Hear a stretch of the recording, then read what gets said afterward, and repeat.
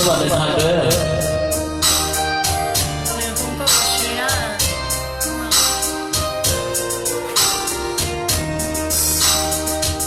คิดถึงสวรรค์ใจจะขาดแล้ว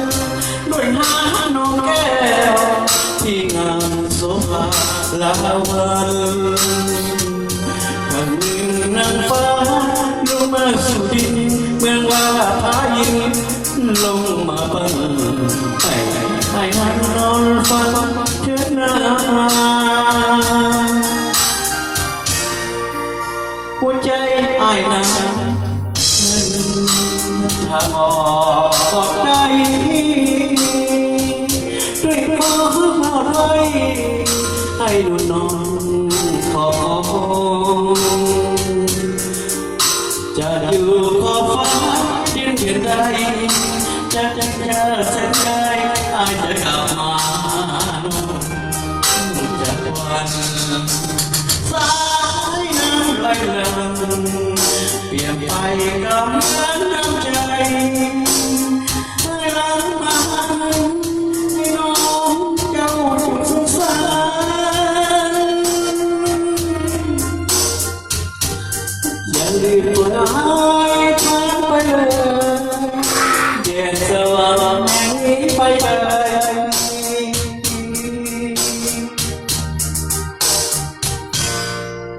เวียนจันทร์สว่างได้โปรดขอบฟ้าแต่ตาให้จะมาเคียงดวงใจ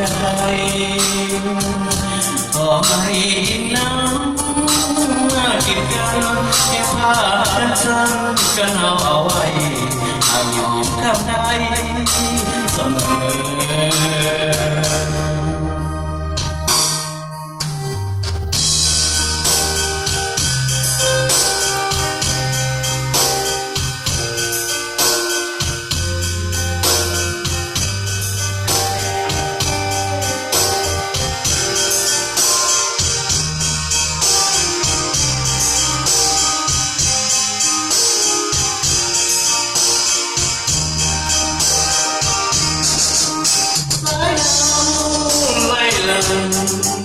เปลี่ยนไปกับน้ำใจอายหลังมาให้นั้น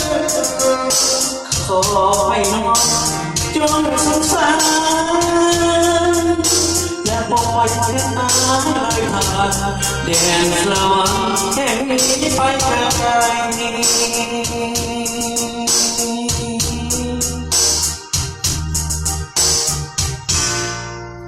เวียนยันสวรรค์นั่งใจกันสู่ขอบฟ้าแต่ตายจะมาเคียงดวงใจต่อให้น้ำมากินกันแค่ผ้าสักกันเอาไว้หากยอมท่านได้เสมอ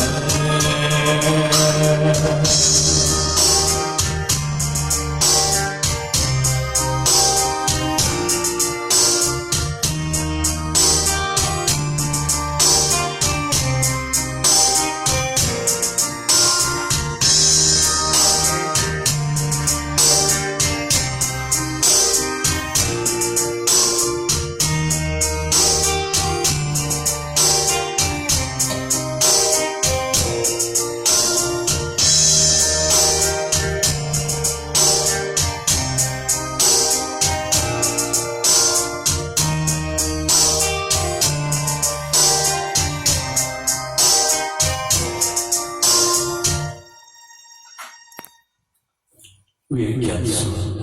สวัสดีท่าน互相跟老师一样，就是都对，不是说别了别去，我给那不那样，我说那。